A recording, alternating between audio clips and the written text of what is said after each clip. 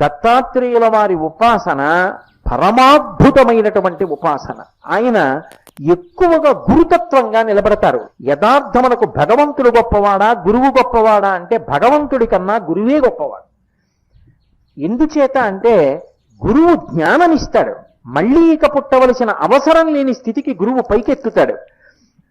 అంటే దాని ఉద్దేశం గురువు కోర్కెలు తీర్చలేడు అని కాదు. కోర్కెల కన్నా చాలా గొప్ప విషయం ఏమిటి అంటే జ్ఞానం ఇవ్వడం. దానికి అడగక్కర్లేదు, సిద్ధంగా ఉంటాడు ఆయన. అలా కూర్చునేటటువంటి గురువు దగ్గర జ్ఞానాన్ని పొందడం అన్నిటికన్నా గొప్ప విశేషం. మహానుభావుడైనటువంటి దత్తాత్రేయ స్వామి వారు గురుస్వరూపంలో కూర్చుని ఉంటారు. అందుకే ఆయన జ్ఞానప్రదాత.